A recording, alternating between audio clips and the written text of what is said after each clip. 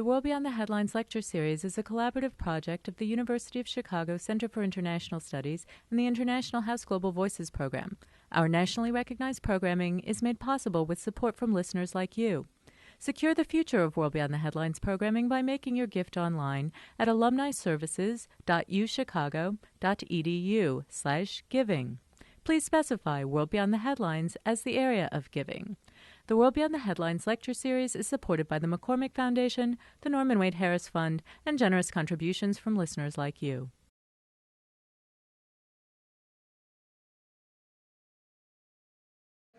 Good afternoon.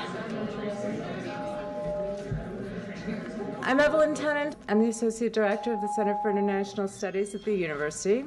And on behalf of the Center for International Studies and International House Global Voices program and the Seminary Cooperative Bookstore, I want to welcome you to the first World Beyond the Headlines of the 2009-2010 year. Before I introduce tonight's speaker, let me say something about the series. The World Beyond the Headlines series is a collaborative project of the Center for International Studies, International House Global Voices program, and Seminary Co-op. In addition to our speaker tonight, on October 29th, we'll be bringing former New York Times UN Bureau Chief Neil McFarquhar to speak on his new book with a long and somewhat odd title. The Media Relations Department of Hezbollah wishes you a happy birthday, Unexpected Encounters in the Changing Middle East. And on Tuesday, November 17th, Lester Brown, founder and president of the Earth Policy Institute and theorist of environmental sustainability, will be speaking on a new edition of his book, Plan B, 4.0, Mobilizing to Save Civilization. Those will both be at 6 o'clock at iHouse. I'm not sure whether they'll be in this room or downstairs. As you can probably tell, tonight's talk is being video recorded. It will be available for download within a few weeks at chiasmos.uchicago.edu. That's Chiasmos, CHIASMOS, standing for Chicago International and Area Studies Multimedia Outreach Source. Clever, isn't it? Tonight we welcome David Bosco, who will be speaking on his new book, Five to Rule Them All, the UN Security Council and the Making of the Modern World. Copies of the book are available for sale, as you no doubt noticed, and the author will be signing them after the program. I think you'll find Professor Bosco's consideration of the Security Council and its effects on global politics over the past 6 decades a fresh and interesting perspective moving beyond typical international relations fare. Professor Bosco's background is in international law, journalism, and international relations, with degrees from Harvard, Cambridge University, and Harvard Law. Before serving as senior editor of Foreign Policy magazine from 2004 to 2006, he practiced law, served as a political analyst and journalist covering the Balkans, and served as deputy director of a joint UN-NATO project on refugee repatriation in Sarajevo. Currently, he is assistant professor of international politics in the School of International Service at American University. His writings have appeared in a variety of publications, including The Washington Post, Slate, New York Times Book Review, Los Angeles Times, Wall Street Journal Europe, American Prospect, and Legal Affairs.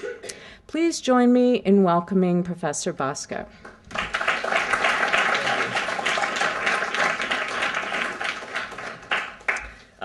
Well, thank you very much for the introduction and for hosting me. My wife, I was telling some of the grad students here, my wife went to University of Chicago for law school, and she described this as kind of the most invigorating intellectual environment she'd ever been in, and so she said I better be prepared for difficult questions. So I've been bracing myself.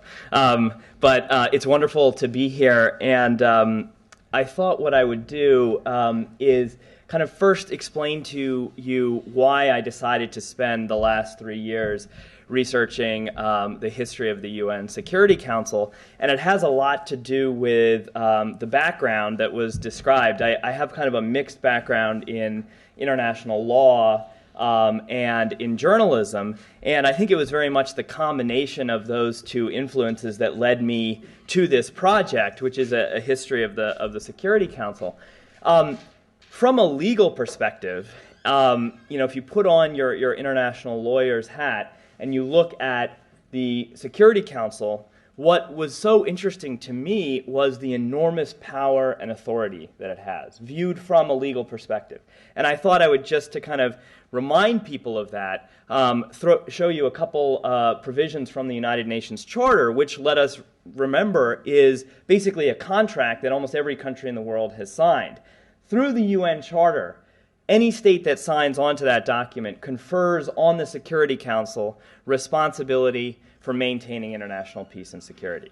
And more than that, they say that the Security Council acts on their behalf. So the Security Council becomes, in essence, the agent of the international community when it comes to maintaining peace and security. And if we look at Chapter 7 of the UN Charter in particular, you see that the Security Council has enormous power. So the trigger to its ability to exercise that power is a finding that there is a threat to the peace, a breach of the peace, or an act of aggression. And once the Security Council finds that, it can take almost any action that it deems necessary. It can cut off diplomatic relations with a state. It can impose blockades. It can impose sanctions regimes. It can set up war crimes tribunals to try even heads of state. It can, of course, wage war, use force. That was very much built into the idea of the Security Council, is that should there be some kind of wayward, aggressive state, the Security Council should have the means to punish that state. So all of that is built into the Charter. And one of the interesting perspectives, when we look at these powers and this authority, is that there really is no check in the international system from a formal, at a formal legal perspective. There's no check on the power of the Security Council. A couple countries in the history of the UN have decided at various points that they thought the Security Council was acting illegally or inappropriately. Libya, most famously, in the 1980s, tried to take a case to the International Court of Justice, where it said, we think the Security Council is acting beyond its powers in imposing sanctions on us. And the International Court of Justice, the justices in The Hague looked at this and said, we want no part of trying to exercise judicial review over the Security Council. And if it's not the International Court of Justice that's going to serve as a check on the Council, there's really nobody in the international system that can do so.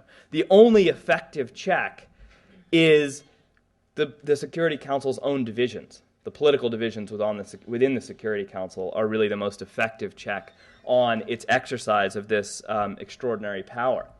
So that was the legal aspect of the Council that fascinated me. Here we have this body that can basically do what it wants in the international realm, and nobody can say you're acting illegally. The journalist in me, it's kind of like the Frosted Mini-Wheats commercial. The kid in me, the journalist in me said, I would love to tell the story of this body. I'd love to tell, readers what it's like when you take some of the biggest powers in the world, throw them into a room, and say, maintain international peace and security. What happens in that room? And that's in large part what I decided to do in this book. And you'll see it's basically a narrative history of the Council, where I try to introduce some of the high points and low points, talk about some of the personalities, the clashes that there have been on the Council. But I'm not going to give you'll be pleased to hear the whole narrative history today. But what I would like to kind of start at the beginning and tell you a bit about the beginnings of the Security Council, because I think that's important in explaining my take on it and also explaining the title. So the title is Five to Rule Them All, a not-so-subtle Lord of the Rings reference. And why the five rather than the 15? Because there are 15 members of the Security Council. And in fact, there was a journalist back in the early 70s who did write a book on the Security Council, and he called it 15 Men on a Powder Keg. So why did I focus on the 5 rather than on the 15? It's because the 5 permanent members of the Council have a really special place within the body and special powers. This is the place where the Security Council was essentially designed. This is during the Dumbarton Oaks Conference in Washington, D.C., near in the kind of closing days of World War II. And they had the United States, the Soviet Union, and the United Kingdom come together to essentially create the blueprint for what would become the United Nations. And it was central to their plan that this, number one, be a universal organization. They designed this as an organization for everyone. And yet, embedded within this organization, that there be a special place with special powers reserved for the great powers. Okay? And so the big three during World War II, the US, the Soviets, and the British, obviously saw themselves as occupying seats on this. And so at Dumbarton Oaks, it became clear that this Security Council would have at least 3 permanent members who would always be there. And it was also clear at Dumbarton Oaks that they would have a veto power. They would have the power essentially to say, this won't stand. You know, we have the power individually to strike down any possible action that the Security Council might be taking that we don't like. Okay, so that was built into the system at Dumbarton Oaks, although if there are historians of the UN here, you'll know that there was some uncertainty about the veto power that got debated a little bit later on after the Dumbarton Oaks conference. Now, why wasn't the Security Council then just these three major powers? I think they decided, for a couple of reasons, that they needed to expand the council a bit. And this was in part because they realized that eventually they were going to have to sell this organization to the rest of the world. They were going to have to get the rest of the world on board, and I think they realized, much as they might have liked to keep the Security Council, just the 3 of them, that they were going to have to include others. So who else to include? Winston Churchill had an idea, which was that we should include France. Winston Churchill insisted, in fact, that France be elevated back to great power status, that it be given a permanent seat on the Security Council. This, in making that argument, he had to convince Stalin and he had to convince Roosevelt. Stalin said that after World War II, the French would be charming but weak, and that he didn't see any reason why they should be on the Security Council. I'm not sure that French... I think he got some part of that wrong. I'm not sure if the French right now are charming but weak. I'm not sure what part of that he got wrong. But nonetheless, Churchill managed to convince Stalin and Roosevelt that France should have a seat on the council, and that was more or less decided at Dumbarton Oaks. Now, that leaves us with 4. We got to 5 because of Franklin Roosevelt. And Franklin Roosevelt insisted that China be a member. Now, this was not the China that we know today. This was nationalist China of Chiang Kai-shek. Now, this struck Churchill and Stalin as even more absurd than the idea of including France on the council, because China, as many of you will know, of course, was partly occupied by Japan. It was partly feuding between Chiang Kai-shek's nationalist forces and Mao's communists. It was a country that couldn't govern itself. And Stalin and Churchill were befuddled that Roosevelt would want to put China on the Security Council. But Roosevelt was very attached, both for geostrategic reasons and I think for a degree of kind of sentiment that China be included as a great power. China was in many respects kind of the great power that the United States wanted to train. And they wanted to train them and put them on the Security Council. And eventually Roosevelt won out. Churchill and Stalin agreed. And so that was the 5. Now, if Roosevelt had had his way, it would have become 6 to rule them all. Roosevelt had another candidate that he wanted on the Security Council, and he actually couldn't even convince his own close aides about this. Does anyone have a guess as to what the possible 6th member of the Security Council would have been if Roosevelt had had his way? Not Germany, because they were still fighting. There was still active fighting going on. And the idea of putting Germany on the Security Council wasn't something that people could accept at that point. It was actually Brazil. Roosevelt wanted Brazil on there because he thought Latin America should have a place on the council. But that was a step too far for the Soviets and the British. They said, look, we've given you China. We're not going to give you Brazil. And so Brazil, so close, and yet so far to being a permanent Security Council member. So this was the Dumbarton Oaks Conference. Now, of course, the results of this get ratified then at the San Francisco Conference. This is where the Security Council and the rest of the UN structure is presented to the rest of the world. But it's presented in important respects as a fait accompli. It was something that the great powers had negotiated among themselves. There were some changes that were made at the behest of other states at the San Francisco conference. There was also something of a mini revolt at San Francisco as some of these smaller countries, notably Australia, who ended up being kind of the thorn in the side of the great powers at the San Francisco conference, decided that the Security Council had way too much power, and that this was a structure that just wasn't going to be acceptable to the smaller and medium-sized states. But when it came down to it, what the great powers told this meddlesome Australian diplomat was, either you accept this or we will not have a United Nations. And for most small countries, as uncomfortable as they were with the enormous powers of the Security Council, they wanted an organization. They wanted a world organization, and they were willing to accept what one magazine article at the time of the San Francisco conference called, the near tyranny of the Security Council in order to get a universal organization. So that's something about how we got to the 5 permanent members. Now, the Security Council begins operation January 17th, 1946. It actually starts meeting in London because they hadn't settled on New York, and they hadn't settled on a permanent location for the organization yet. The council comes to life in a very harsh political atmosphere, the atmosphere of the growing Cold War. And almost immediately, you see an important use of the council is as what I call public political theater. It becomes a place where the West and the Soviets can clash, and they do so in front of the cameras. Most of these early Security Council meetings were open. So first meeting is January 17th. The first veto, February 16th. So they don't even get a month out when there's a veto by the Soviets. And this was shocking to people in the West particularly, because they had thought about the veto as something, it would be an emergency measure, only to be used if there were some real crisis between the great powers that they couldn't resolve. The veto would be there to serve as kind of a safety valve. But it was not something that was supposed to be used on a regular basis. The Soviets decided, we will use this whenever we don't like a resolution. Thank you very much. And so February 16th, and then a couple of vetoes shortly thereafter. Not content with the veto, the Soviets engage in theatrics like storming out of meetings, saying, we will not participate in any further meetings of the council.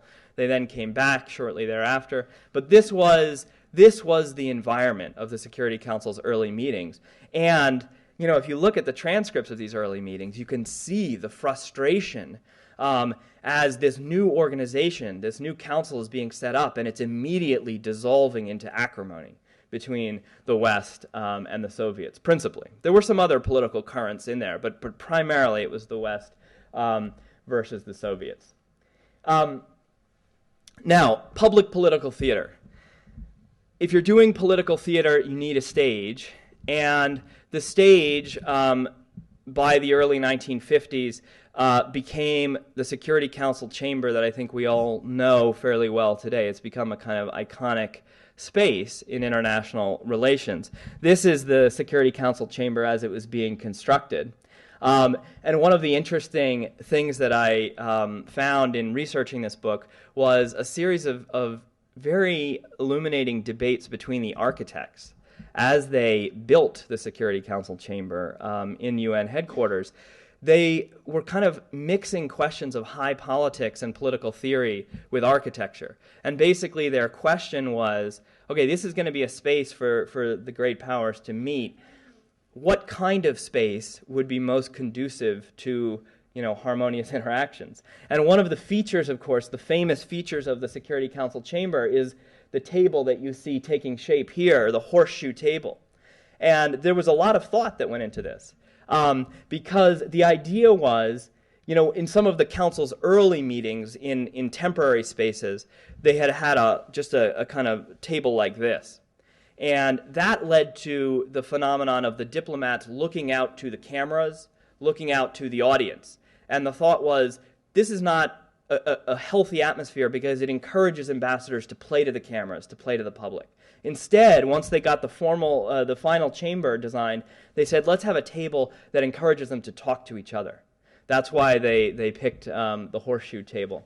There was also the question of what place the public should have in these meetings. There's a real debate that you find when you look at people who study international organizations between those who think that international organizations should be totally transparent to the public and those who think, well, actually, some things should go on behind the scenes, that actually that's a useful phenomenon. And the architects debated that. There were some architects who wanted to have the public chamber surrounding the table. So on all sides, it would be like stadium seating. You'd have the public on all sides. But several other architects thought that would make it too much like a circus, that it would be better to have kind of the public on one side and let the rest of the room be for the diplomats. And that's what they settled on. This is the chamber, more or less, as it looks today, and I'm sure many of you have seen that in New York. These early meetings of the Security Council in the late 1940s, 1950s, through the parts of the 1960s, were public events. They were televised. They were reported on widely.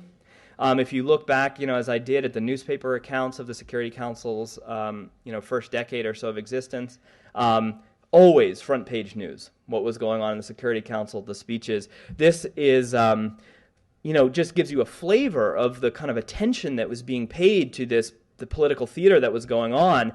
These are tourists at Madison Square Garden watching a live Security Council debate. This is the Soviet ambassador, Yakov Malik, who became kind of a public enemy in the United States.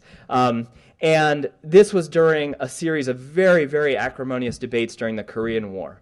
As some of you will know, the Soviets had staged another walkout of the Security Council, which allowed the Western powers to pass resolutions in the early stages of the Korean War without the Soviet veto.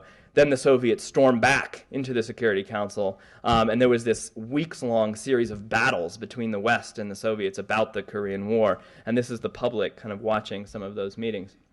Now,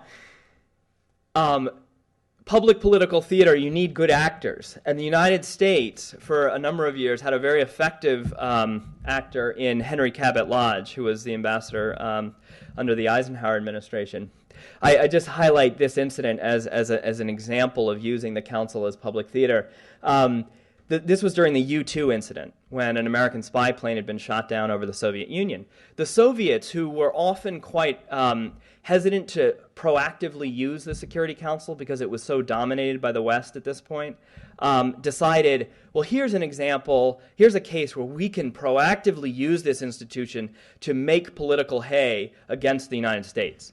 And so the Soviets, in high dudgeon, called a Security Council meeting and gave an hours-long speech about the reckless Americans and how flying spy planes over Soviet territory was going to lead to a world war. And I think the Soviets probably felt quite content that they had made a dramatic public showing. They didn't really count on Henry Cabot Lodge's penchant for theatrics. He brought to the Security Council meeting a prop, which was... This was a great seal of the United States, which had been presented to the U.S. Embassy in Moscow by the Soviet-American Friendship Society. So it was, supposed to be a gift to help, welcome the American diplomats to Moscow. Cabot Lodge brought this to the Security Council meeting, and with a pair of tweezers, showed how deep in this seal the Soviets had embedded an electronic bug. And he took it out during the Security Council meeting, and the point, this of course had nothing to do with the U-2 incident, but the point was, the Soviets spy too. Get off your moral high horse, we all spy.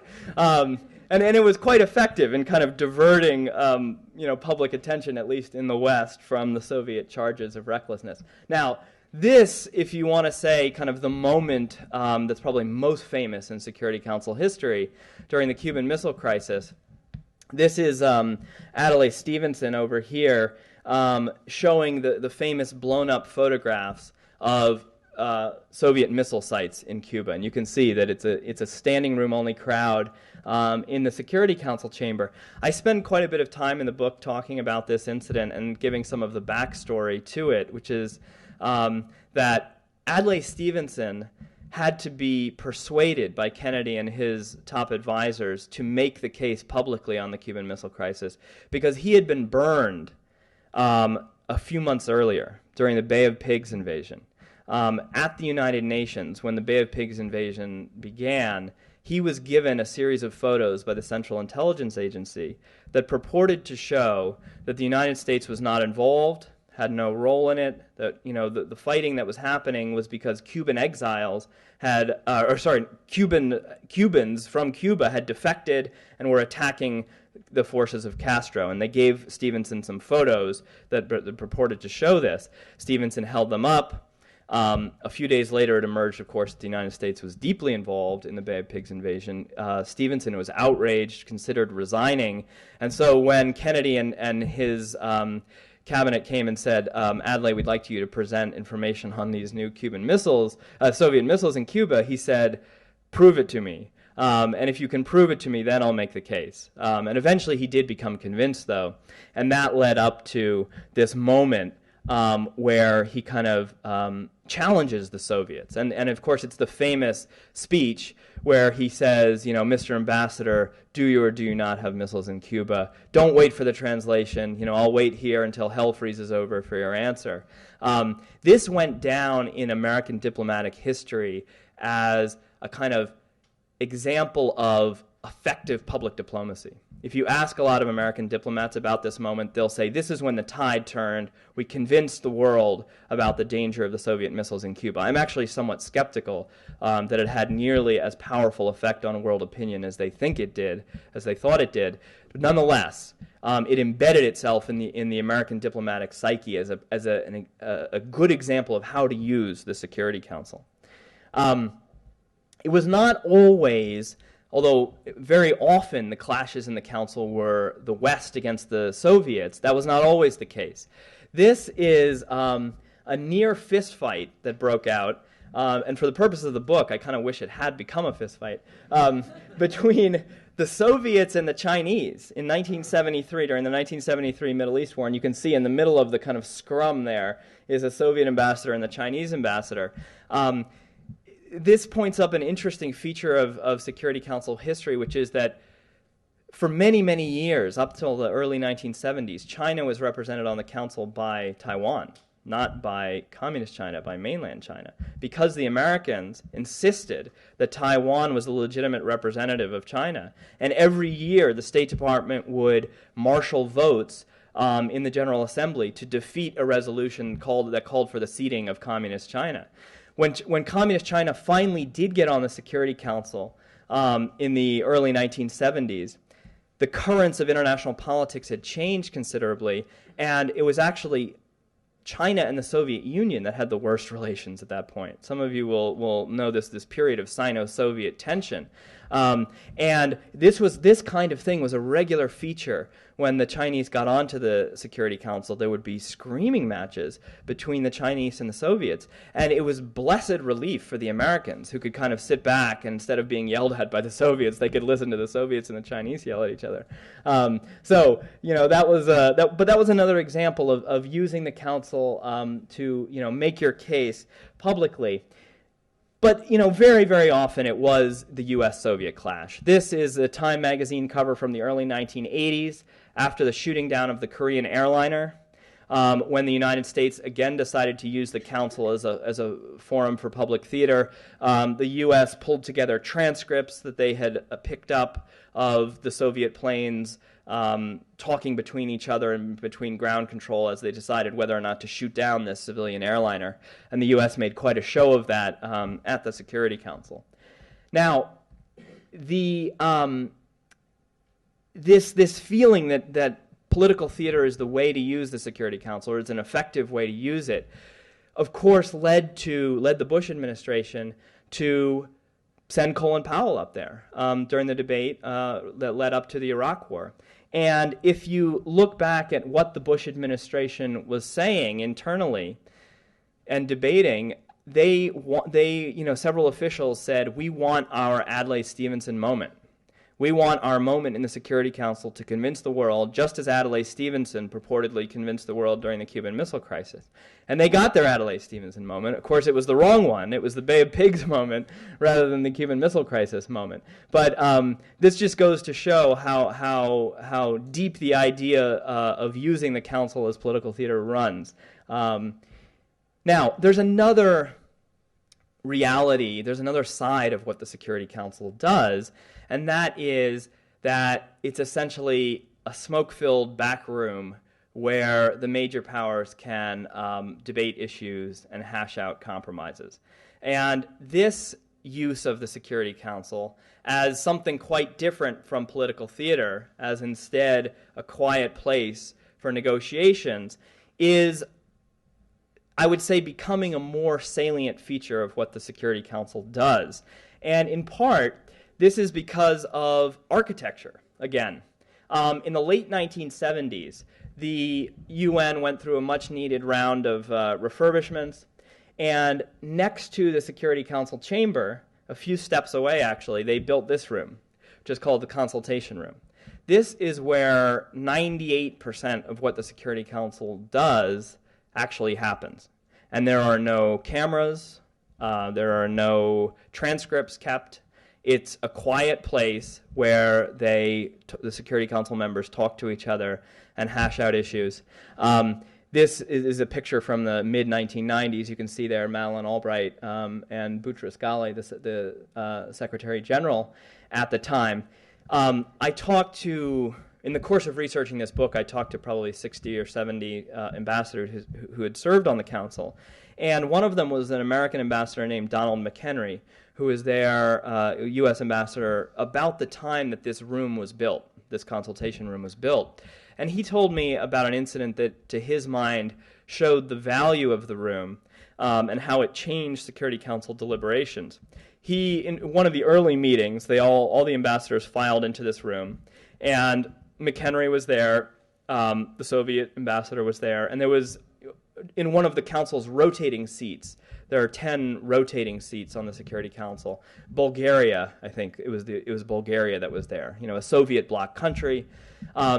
And the meeting started, the Bulgarian ambassador launches into a kind of classic communist propaganda-laced speech about American imperialism. And, the ambassadors listen for a minute. And then the Soviet ambassador, this guy's ostensible ally, leans over to the Bulgarian and in perfect English says, "Mr. Ambassador, we don't speak that way in here."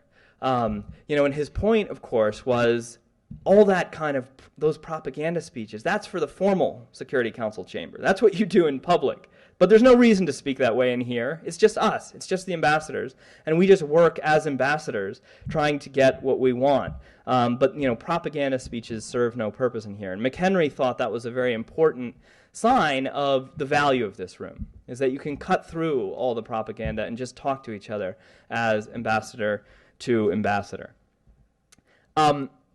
There have been a host of wonderful personalities that have served on the Security Council during its existence, and I try to tell the story of some of them and how they've interacted with each other. This is one of my favorite pictures that I came up with in the book. Now, to be fair, this is actually not in a Security Council meeting. You can see there's another row of seats up there. This is actually in a General Assembly meeting. But these three ambassadors here were very important in the Security Council. Over here, we have thundering away Andrei Vyshinsky from the Soviet Union, who was one of the early Soviet ambassadors. Now, in addition to being the Soviet ambassador, which kind of gave you a kind of malignant aura to start with, Vyshinsky had a particularly malignant aura because it was known that he had been the chief prosecutor at many of Stalin's show trials. That those of you will have heard about, where essentially hundreds and thousands of people were sentenced to death, and Vyshinsky was deeply involved in that. And so the other ambassadors dealing with him knew that. But Vyshinsky specialized in just the kind of speech that you see here. For hours and hours he would go on. This, with his head in his hands, is Gladwin Jebb, the British ambassador for much of the Council's early history. And then we've already met Henry Cabot Lodge, who's managed to restrain himself from putting his head in his hands, but is grumpy nonetheless at having to listen to another Vyshinsky speech. Now, Gladwin Jebb is an interesting character. He is kind of the quintessential British diplomat, professional, highly trained, very, very accomplished at negotiating texts, figuring out just what word or what wording or what construction you should give to a Security Council resolution.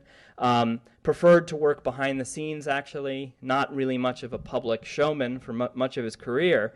Something interesting happened to Gladwin Jeb, though, in the course of the Korean War. There was, as I've described, this series of very public clashes. And you would have thought, well, the protagonists in that will be the U.S. and the Soviet Union. But the United States had as its ambassador at that point not Henry Cabot Lodge, but an aging senator from Vermont, former senator from Vermont named Warren Austin. And Warren Austin, I think it is fair to say, was past his prime and was not really able to keep up with Andrei Vyshinsky. You can see that Andrei Vyshinsky has quite a lot of energy. And if you're going to duel with him in the Security Council, you got to be ready. And so Warren Austin found himself relying more and more on Gladwin Jeb. And of course, these meetings were televised, as I've said. Many of them were televised live. So millions of people around the United States were watching these meetings. And Gladwin Jeb emerged as a media star. Fan mail poured into the British mission. He was, offered seats at restaurants. People asked for his autograph on the streets. And poor Gladwin, who wasn't used to this kind of public adulation, it kind of went to his head. And I found some very interesting memoirs from British diplomats who kind of grumbled about how all this fame had changed Gladwin Jeb, and that he would come into the office in the morning and he would look at his Nielsen ratings on American television to see how he stacked up compared to other media personalities of the day. And apparently, if he slipped in the ratings, he would be very grumpy the rest of the day. So Gladwin Jeb changed as a consequence of being a kind of public ambassador on the Security Council. This is a cartoon from the New Yorker. Thank you very much. This is a cartoon from the New Yorker during this series of Security Council debates on Korea. And you see Sir Gladwin Jeb had become such a public figure that you could have a caption in the New Yorker. I mean, here we have a man glued to his television set watching the Security Council debate, and his wife, "Point of order, Sir Gladwin, dinner is ready." So Gladwin Jeb was a real media star at this point. Other interesting personalities that we've had. This is George H.W. Bush, who was a U.S. ambassador to the United Nations. Very effective, considered to be very effective. Here he is greeting China, Communist China's first ambassador. And I think it's not coincidental that George H.W. Bush decided to use the United Nations as aggressively as he did during the first Gulf War in 1990, 1991. His experience as an ambassador to the Security Council, someone who liked the institution, liked to work through it, I think led him to make that choice in many respects. The United States has had other kinds of ambassadors, though. There's been a kind of an oscillation in terms of American diplomatic representation at the UN between people who go there to get along and people who go there to fight, in essence.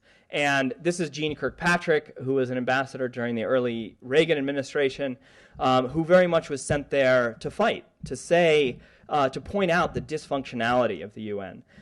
We've had other ambassadors along those lines. This is John Bolton, who very much filled that role. But one of the interesting things is that even these confrontational ambassadors find themselves spending, hours and hours together with their Security Council colleagues. And Bolton, this is Bolton with Ambassador Wang from China, and they actually had a very good working relationship and worked on several resolutions involving North Korea together. So even those ambassadors who kind of go to the UN to fight find themselves, I think, a bit kind of absorbed by the atmosphere of camaraderie that the Security Council, particularly in its kind of private capacity, can foster between the ambassadors. This is Sergei Lavrov, a longtime Russian ambassador to the Security Council, who is now the Russian foreign minister. This points out an interesting feature of diplomatic representation at the UN, which is that countries send their diplomatic stars to be ambassadors there. And those people then go on to serve as foreign ministers or to serve as national security advisors. And the experiences that they have at the UN and at the Security Council, they carry with them. And I think I'm going to talk a little bit about that when I get into kind of the main thesis of the book. Sergei Lavrov was widely regarded as one of the most effective ambassadors on the Security Council, but he was also a tough ambassador. He kind of symbolized Russia's return to great power status, or its attempt to return to great power status after the fall of the Soviet Union. He started serving at the UN in the mid-1990s when Russia decided, look, we're not going to roll over for the West anymore, particularly on the Balkans. The Russians became much more assertive than they had been in 1992, 1993, and Lavrov very much embodied that. He did have a soft side, however. One of the interesting stories that I uncovered and talk about in the book is that Lavrov would often sit during long Security Council meetings with his head down, kind of scribbling. And other ambassadors on the Security Council came to realize that he wasn't taking notes, he was making doodles. And he actually was a phenomenally talented caricaturist. And as other ambassadors realized this, they would kind of sheepishly circulate behind his seat at the end of his meetings and pick up whatever scraps of paper he'd left behind. Because he had wonderful doodles of other ambassadors, or he would do elaborate sketches of whatever program was under discussion. And I actually managed for the book to get one of these from an anonymous source at the UN. So it's reproduced in the book. But he really was very, very talented. And there is, among Security Council diplomats who served with Sergei Lavrov, a black market in Lavrov doodles. And so, I would call up these ambassadors and say, have you got any Lavrov doodles? They're like, I had one, I gave it away. But, there's very much a black market there, which is kind of interesting. Lavrov is, as I mentioned, now Russian foreign minister. Okay, so that's some of what I do in the book, which is just to tell the story of the Security Council. And I think it's a fascinating story, and I very much enjoyed kind of uncovering it. But I do have a point about the value of the Security Council, and I try to make that point through kind of a historical argument and looking at the historical record. But I believe there are basically two ways in which you can see the Council and assess its effectiveness. And the first way, I would say, is what I call the governance function. And this is probably the function that, if you take the UN Charter seriously, this is the function that you would say, yeah, this is how we should assess the Security Council. We should decide whether the Security Council is effectively maintaining international peace and security. That's what the UN Charter calls on it to do.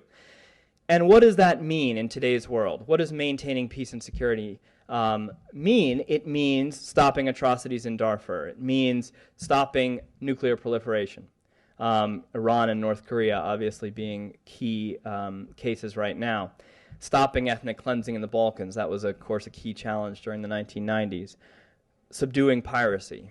The Council has grappled with the question of piracy off the Somali coast, passed several resolutions on that. Sexual violence in Congo, Secretary of State Clinton chaired a meeting of the Security Council just a few days ago that dealt with this issue. Terrorist financing. After 9/11, the Security Council has become quite involved in issues of making sure that countries are doing everything they can to stop terrorists from getting funds. And you could add a half dozen other challenges here. But these are the challenges that the Security Council faces in terms of maintaining international peace and security. And I think the record bears looking at. And I think, particularly if you look at the Security Council since the end of the Cold War, and it's gone through something of a renaissance after the Cold War ended, you see that the Security Council has tried a number of things to accomplish this mission, this governance function, this maintaining of peace and security. It has launched nearly a dozen peacekeeping missions. It has started war crimes investigations, set up special courts that have tried sitting heads of state in some cases. It has imposed sanctions on, I believe, 10 countries since the end of the Cold War, and it's increasingly trying to use what it calls smart sanctions that are, targeted on certain individuals. So, for example, if you are a Sudanese minister involved in atrocities in Darfur, the Security Council will pass a resolution saying you may not travel outside of Sudan, and any assets that you have abroad must be frozen. Those are what they refer to as smart sanctions. And increasingly, it's gotten into the business of essentially telling countries what kind of legislation they need to enact as regards issues like terrorist financing and control of weapons of mass destruction and material that could be used for WMD. So the Security Council has been active in trying to figure out how to maintain international peace and security, figuring out what tools it can use. But when we ask how much success has it had, I think you must say that it has not had a great deal of success. On many of these issues, the Security Council has failed. In the Balkans during the mid-1990s, the peacekeeping mission it launched was really a complete failure. In Darfur, its action has been totally inadequate. It has not stopped countries from acquiring nuclear weapons. It passed resolutions condemning India and Pakistan for their nuclear tests in the 1990s. The countries simply ignored them. North Korea has gone nuclear. Iran is, to my mind, headed that way and unlikely to be stopped by the Security Council. Piracy continues. Basically, from a governance standpoint, the Security Council has failed. And one reason that it's failed is that everything that comes out of the Security Council is a lowest common denominator compromise between the major powers. For example, and just look at the question of sanctions on Iran. You've got to get a sanctions regime that will, the United States, the UK, and France will support, but you've got to get one that Russia and China will support. And Russia and China have very strong economic linkages with Iran. They see Iran as an important partner in their economic development. And they are simply not going to enact the kinds of sanctions that the West would like to enact that really might change the mind of Tehran. Or on Sudan, on Darfur.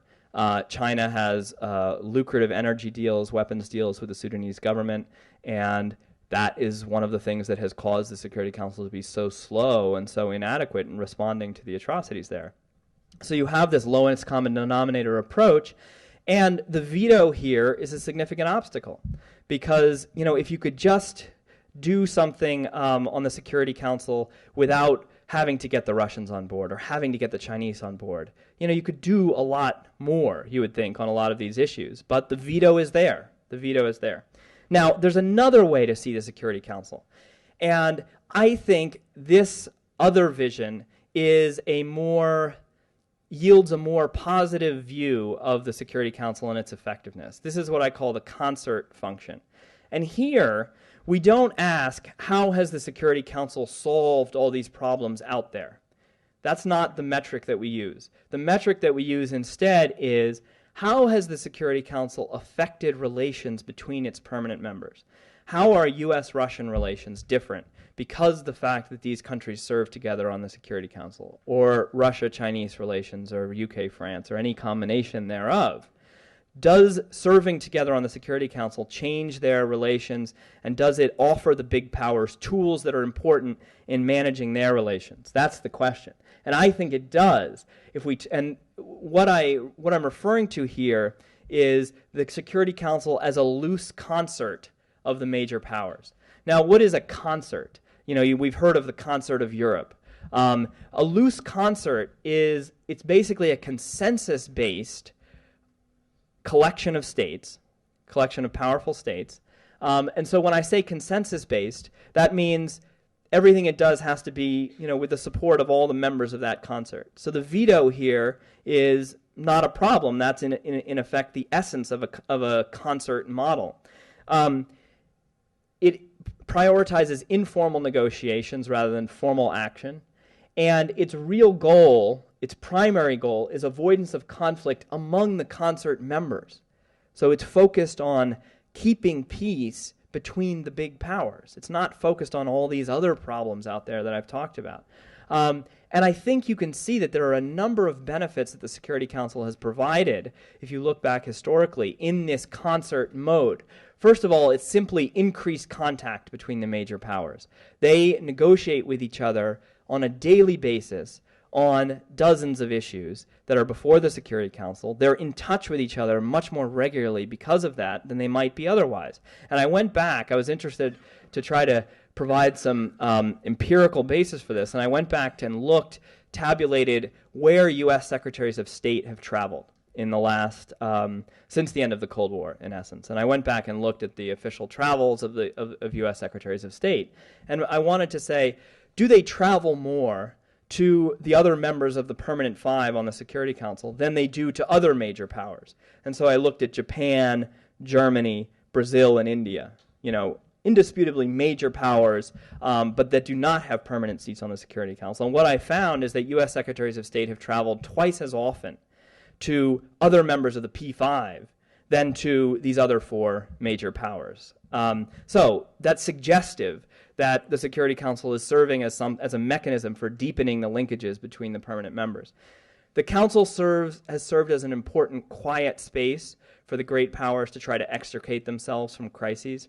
And here in the book, I spend some time looking at the Berlin blockade in 1948. So even in the kind of height of the Cold War, what the Security Council did is it served as a place where the U.S. and the Soviets, which were already, they already had high-level representatives at the Security Council. They had a quiet meeting on the margins of a Security Council meeting where the U.S. and the Soviet ambassador chatted about the Berlin blockade, sent each other important signals about what each country's stance was, and over the course of several months, they negotiated, in essence, their way out of the Berlin blockade, which very well might have led to a military clash between the U.S. and the Soviets.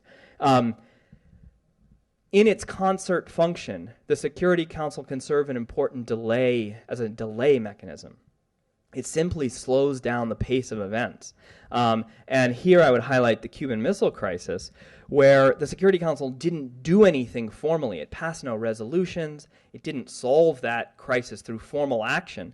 But it slowed the pace of events by having this series of long meetings, including the one where Adlai Stevenson spoke. And if you look back at the records of the Kennedy administration during the Cuban Missile Crisis, you find several times President Kennedy saying to his advisors, well, the Security Council is meeting up in New York today. Let's see what happens with that. So the council was used as a way for kind of slowing the pace of events. And Dean Rusk, President Kennedy's Secretary of State at the time, when he reflected back on the role of the United Nations, said the UN earned its pay for a long time to come just by being there during the Cuban Missile Crisis, slowing things down and making it less likely that either country would take a rash action. So you can see, though, that this delay function is something that drives people crazy if you want the Security Council to actively solve problems out there. If you want the Council to solve Darfur or, figure out how to get Iran to not acquire nuclear weapons, delay drives you crazy. But from the standpoint of managing relations between the major powers, delay can be a significant benefit. A couple of other important benefits in this context. Security Council consultation teaches the habit of compromise between the major powers. Again, on a day-to-day basis, they are negotiating, figuring out how to get resolutions that they can all agree to.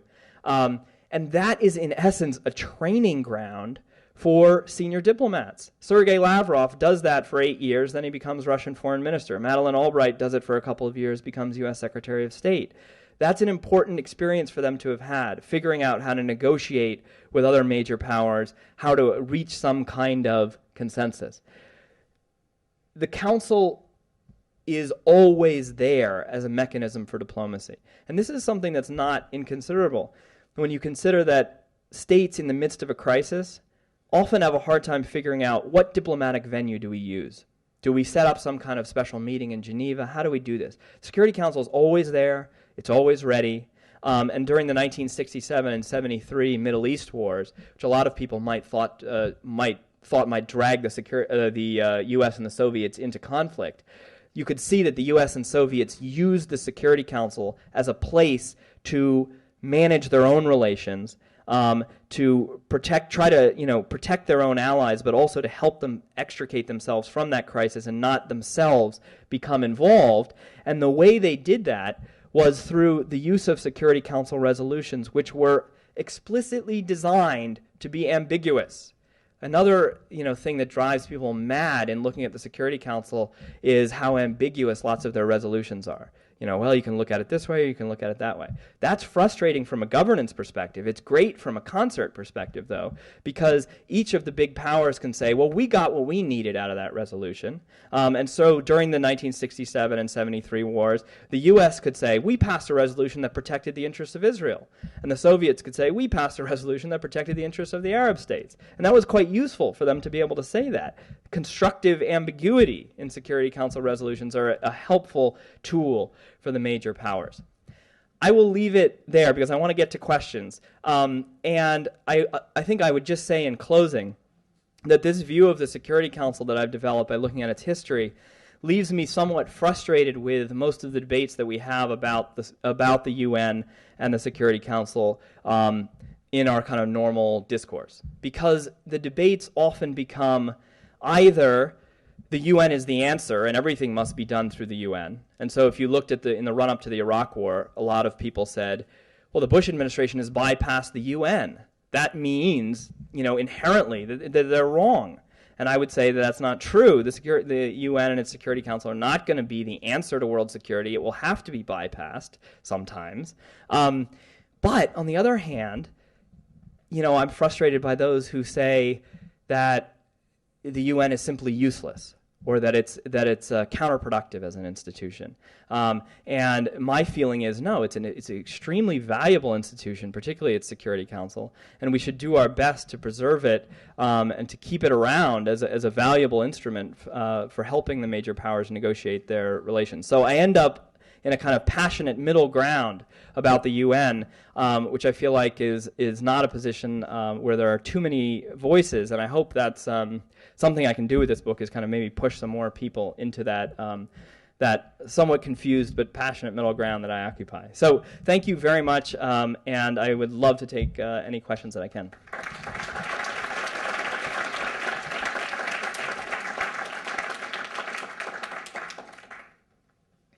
Please. I've seen posters around campus that suggest that John Bolton will be speaking on October 13th. Oh, good. I think at 7 p.m. in Mandel Hall. Do you have any suggested questions for people who might want to go hear him talk?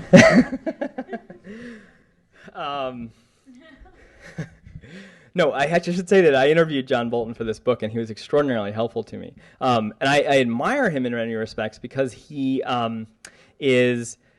someone who knows an enormous amount about the UN, and has worked there in several, or worked related to the UN in several different administrations. My question for him, in essence, is, he acknowledges, I think, that the Security Council is an important instrument. And yet he persists in engaging in rhetoric about the UN that lead Americans and those who are kind of comfortable with his views to see the UN as a disaster, as something that cannot serve U.S. interests.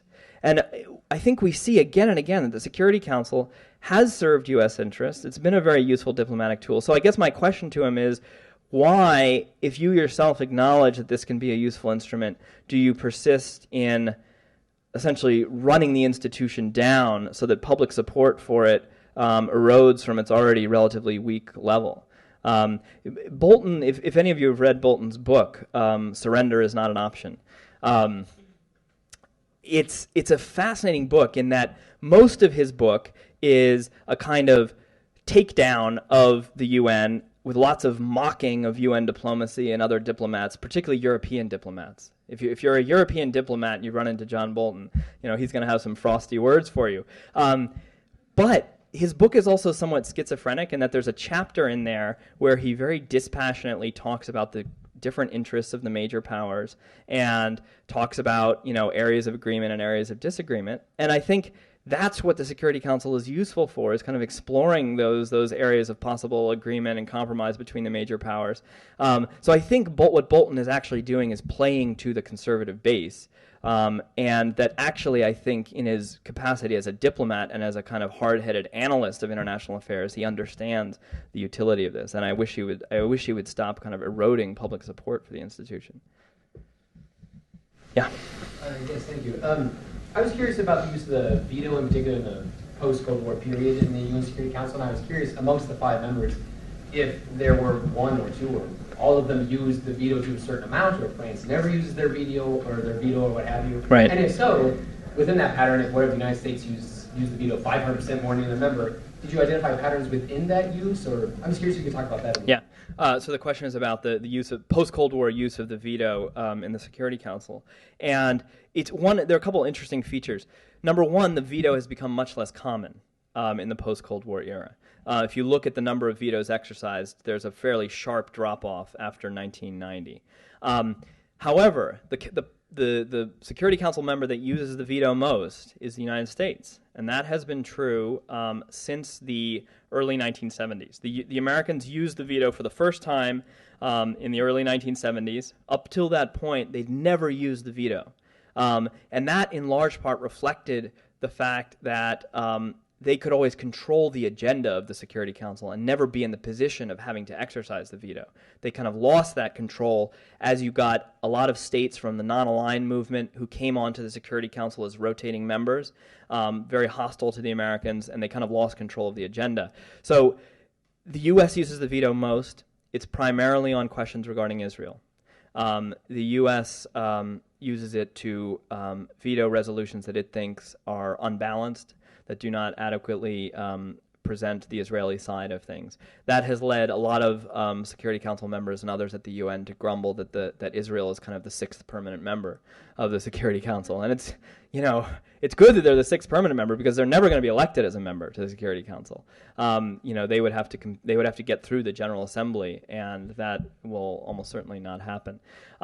So the U.S. uses it most. The Russians have used it on occasion. The Chinese have used it on rare occasions, primarily having to do with Taiwan. And anything that kind of smacks of Taiwan, the Chinese will be willing to use the veto. Otherwise, though, and their general record since getting on the Security Council in the early 1970s is being very hesitant to use the veto. Contrary to the image of kind of the, in the 60s, when there was the debate about whether communist China should come onto the council and come into the UN, a lot of people said they're too reckless. They're a kind of they're a rogue power. They haven't behaved that way on the Security Council at all. They've behaved as a very kind of cautious player that doesn't like to be isolated. And the Chinese have kind of perfected the art of abstaining on resolutions. They abstain on resolutions more than any other country. And I think that reflects their... In a sense, the Chinese have kind of been slowly learning the system, and it's quite interesting that they're so averse to using the veto. But the short answer is that the United States uses the veto most right now. Yes? You don't mention what some consider could fall into both categories of what the war in Gaza was, the attack on Gaza, the continued attacks on the Palestinians. Yeah, no, and actually that should be, that was kind of an illustrative list of a number of the things that the Council grapples with. It's funny, the reason that Gaza and the Middle East generally wasn't up there is because the Security Council has largely been frozen out of that. Very little of the diplomacy on the Middle East is done through the Security Council. But actually that is a perfect example of how the Council is terrible at this governance function, but somewhat useful as a concert function. The Security Council from its very beginning has punted on the question of the Middle East and the Israel-Palestine dispute. If you look back in 1946, 47, 48, essentially the Council said, we don't want to deal with this. It's too hard. We can't figure out what we want to do. We don't have the energy to really police that dispute. Interestingly, it wasn't so much a Cold War clash. So much of what the Security Council was, what might have done was prevented by the Cold War, but that really wasn't the case, at least in the early days of the Middle East conflict. It was instead the lack of energy of the Security Council members for dealing with that dispute. But that is a classic example of an underlying dispute that the Council has totally failed to resolve, but instead we see the major powers using the Council on several occasions to help make sure that they at least don't get pulled into that. That the U.S. and the Soviets don't end up fighting in 67 or 73 over the Middle East conflict. And so I'm glad you brought that up, because to me that is a classic case of being terrible at the governance function, being reasonably successful at the concert function. Yes. You mentioned the fact that there has been a lot of debate whether or not the permanent 5 should become something more like the permanent 7 or the permanent 8. Right. And I think it's been a popular sort of like subject on the UN in recent sort of news reports. Do you think that there's any possibility of expansion, and what states would probably be up for grabs? Right. I'm glad you brought that up. It is the kind of simmering issue at the UN. And if you listen to the General Assembly speeches a couple of weeks ago, every leader from the eccentric like Muammar Gaddafi to the respected like Lula da Silva talked about how the Security Council has to be reformed. It's anachronistic. It's the result of World War II. The situation, though, is that the General Assembly can't decide on how it wants to reform the Council. There's a sharp division between what's called the G4, which is kind of the group of the most likely new permanent members, Germany, India, Brazil, and Japan. And then you've got another group of countries that basically don't want the G4 to get permanent seats. So you've got Pakistan. Pakistan doesn't want India on there. You've got Argentina, which doesn't want Brazil on there. And so basically the General Assembly can't get together on a plan. If they could, and you'll never get unanimity, but if you could get a strong element of the General Assembly behind a plan, I think the current Security Council members, even though they formally could stop any plan, they would be hard-pressed to actually do that because they've all been on the record talking about how the Security Council needs to be revised. In the book, I end up being quite skeptical about Security Council expansion, not because I don't like the idea of expansion. I think Japan should be there. I think Brazil should be there. I think India should be there. In my fantasy, if I had a fantasy league Security Council, I would push the British and the French into a European Union seat, which would also give a voice to Germany. But, good luck trying to take the Security Council away from France. That is one issue they will not surrender on.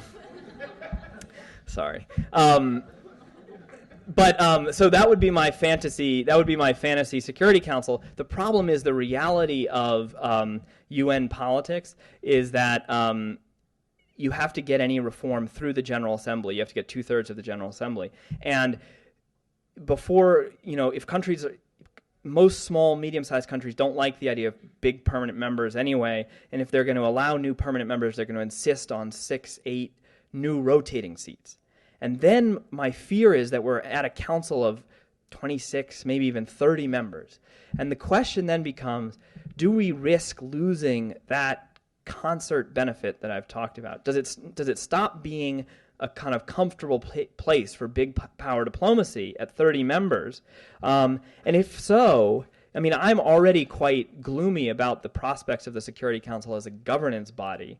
Do we then take away from the Council kind of the one useful thing that it does? That's my fear. But in theory, if you could do it without kind of having the Security Council bloat, I would want to add the other major powers, because then you can expand that concert benefit to the other major powers. That would be fantastic if we could do that. But the realities are difficult on the voting front. Sir? Could you comment on the role and accomplishments of the non-permanent members? Yes. And I think one of the criticisms, and I think it's partly justified, that I'll get for this book is that it really focuses on the permanent members to the exclusion of the non-permanent members. Obviously, I do talk about them in the book. But they have a hard time exerting influence on the Council in any kind of sustained way, because they come on for 2-year stints, and it often takes these countries a while to get up to speed on what the Security Council is doing. The Security Council has an agenda that is jam-packed, and often you have to be very, very conversant with Security Council procedure and what the Security Council has done in the past. And you get a lot of countries that come on as non-permanent members. They're small. They have to often double their staff in New York to deal with being on the Security Council. And so a lot of small countries that come onto the Council find themselves scrambling kind of to catch up. And 2 years isn't a long time. I traveled with the Security Council to Darfur and to Congo and some other places in the course of researching this book. And as we were kind of jetting across the African continent, I was sitting next to one of the non-permanent members who will go unnamed. But But, from a small country, and he kind of turned to me and he said, sometimes I wonder what we're doing on the Security Council, what we can really contribute to it. I think sometimes non-permanent members find themselves in that position. But when you get, Canada's on there, when you get Japan, Brazil, India, they can be effective, very effective members of the council. And on a lot of disputes, they can become central players. But they're only there for that short period, and then they're gone. And so, they sometimes kind of ruefully refer to themselves as tourists on the council. They come on and then they're gone. I would love to see the General Assembly get more serious about possibly re-electing members. In essence, I think we should use these non-permanent seats that we have to get some of the major players on the council on a more regular basis, instead of just having it rotate between members who really can contribute very little. One of the stories I tell in the book is during the Rwandan genocide. One of the many perversities of that episode was that the government committing the genocide had a seat on the Security Council at the time and was privy to all the internal deliberations of the Security Council. If we look at the countries that are coming on to the Security Council, likely in this next round, we have Bosnia and Herzegovina. From a symbolic perspective, I love the fact that Bosnia is going to be on the council because it kind of symbolizes their return from being a war-torn place, but how effectively can they really contribute to what the Security Council does? We have Lebanon coming on, which may be in a political crisis of its own soon. So I think the non-permanent members have been somewhat limited in what they can do. That is not to say that in certain episodes, certain incidents on certain issues, they can become quite influential. And their votes at sometimes can matter a lot. And many of you will remember the kind of chase for votes that went on in the run-up to the Iraq War, where you had the U.S. and France kind of chasing after all these smaller countries on the Security Council to try to get their votes. But that kind of situation is relatively unusual. So, yeah.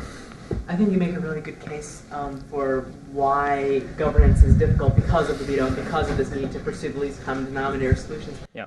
I mean, do you have ideas of prescriptions for how they could be better at governance in situations like that, or is that not even a place for that? Right. Prefer it that way? Well, actually, I think that there are some mechanisms that could be used to make the council somewhat more effective in this governance role. One of the things that I would like to see done is to have the Military Staff Committee, which is something of a relic. The original idea of the UN Charter was that for any military operation that the UN was going to undertake, you would have the chiefs of staff of the 5 permanent members meet in this Military Staff Committee and basically design the military operation. That never came into existence. It formally exists still. They actually meet once a month and they sit down and they say, we have met, and then they adjourn, and that's all they do. But I would like to see that become an actual functioning feature of the Security Council, because it would help to inject some military reality and military expertise into many of these missions that the council launches. I was in Darfur and Congo with the Security Council. It doesn't take very long being there to see how militarily infeasible some of these peacekeeping operations are. And if you had, an actual military staff committee that was contributing planning, that was saying, okay, what cargo planes can we get?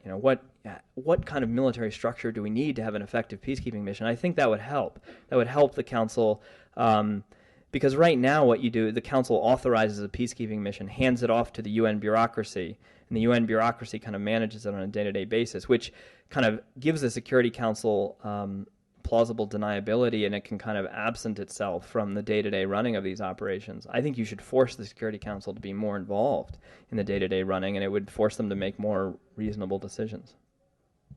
Yeah.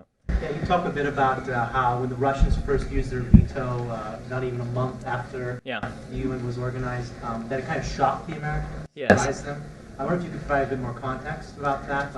Was there not some kind of gentleman's agreement, we'll use it only rarely? Well, there was, in fact, an agreement. The at Yalta, where they negotiated some of the details about how the Security Council would operate. There was what they called the Yalta formula on the veto, and it said that the veto should only be used on issues of substance, not on issues of procedure, and it said that it should be used rarely. So there was an agreement about that. It wasn't a binding agreement. And I think what particularly shocked people was that the Soviets first used it. I think it was over the question of Lebanon and Syria. And it wasn't even over an issue of kind of major strategic importance to the Soviets. It was really kind of a question of the wording of the resolution.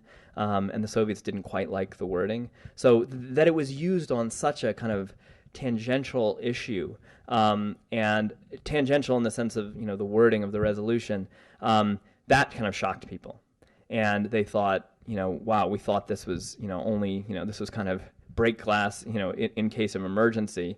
And instead here, the veto is being used, quite regularly. So that's some of the context for it. Sir? I found myself, I'm old enough to have lived through most of these things. And I found myself almost being surprised or shocked by the fact that I was agreeing with you over and over and over again with the points you were making. Matter of fact, in my head, I was finishing your sentences in some things. But that being said, as we're talking now, I promise you, if you turn on the radio, you turn on cable television, John Bolton and the right are tearing down the United Nations. It's like a talk. It's one of the obsessions of the right. Yeah. Abortion, the UN, you could name a few others. This lady here mentioned, what would your question to John Bolton? Mm-hmm. And I thought it was an excellent question. But I suspect that John Bolton, if he's asked that question, will merely say, all I'm doing is telling the truth. Yeah. I'm merely telling what reality of what the United Nations is in my experience, and I'm just telling the truth. Yeah. Now, if you were confronted with John Bolton, in whether private, publicly, or people of his ilk, and the man has good qualities and whatever. I'm sure he's a lovely husband. He has a lovely mustache. I modeled after a few walruses I've seen in the zoo. That's another story. In other words, what is the strongest argument that you would make to a Newt Gingrich or John Bolton if they were sitting here and in defense of the UN? No, and I think you can talk about it in their terms. There's plenty of things in the UN that are absurd. If you look at the composition of the Human Rights Council, you look at countries that are on there, you look at the fact, even in the General Assembly, one country, one vote, that China and the United States have one vote, and so does Trinidad and Tobago and Belize. Some people, find, and then the rhetoric at the UN is often, frankly, absurd. That rhetoric there takes on a life of its own that has very little connection to reality. So there's plenty of absurd stuff that happens at the UN. But I think I would talk to Bolton and Gingrich in their own terms, which is, I think they both kind of fancy themselves as realists in a sense. And what I think I try to make in this book is a kind of realist case for the utility of the organization. They realize that the great powers need to figure out ways to get along. None of Gingrich and Bolton, none of them want to see a conflict with China, a conflict with Russia. They may be willing to push the envelope further in terms of angering them than other people might. But, there has to be some mechanism for having the great powers negotiate their differences. And, again, and it's been said often, if you didn't have it through the Council or through the UN, you'd have to set up something else. And, why do that when you've got this body that exists already? So I think part of it is kind of talking to them in their terms. But that's what I was saying. It struck me about Bolton's book is that I think he knows that very well. And to be fair to him, he actually in his book talks about the Security Council as being as good as it gets in terms of the UN. So when he looks at the UN system, I think he says Human Rights Council absurd, General Assembly absurd, Security Council somewhat less absurd. And so, I think in a sense he realizes that. But most of the time they don't differentiate. No, they don't. Yeah. And I think that's a very important thing to do when you're talking about the UN system, because you cannot simply say the UN. You must differentiate between different aspects of the UN. Otherwise, the conversation is incoherent. You mean my last word is going to be incoherent? Okay. The World Beyond the Headlines lecture series is a collaborative project of the University of Chicago Center for International Studies and the International House Global Voices program. The World Beyond the Headlines series aims to bring scholars and journalists together to consider international news stories and how these stories are covered. As a listener, you have come to rely on this program for in-depth analysis of major issues facing our country and our world. But we can only continue our nationally recognized coverage with support from you. Secure the future of World Beyond the Headlines programming by making your gift online at alumniservices.uchicago.edu/giving. Please specify World Beyond the Headlines as the area of giving. The World Beyond the Headlines series is supported by the McCormick Foundation, the Norman Wade Harris Fund, and from generous contributions from listeners like you.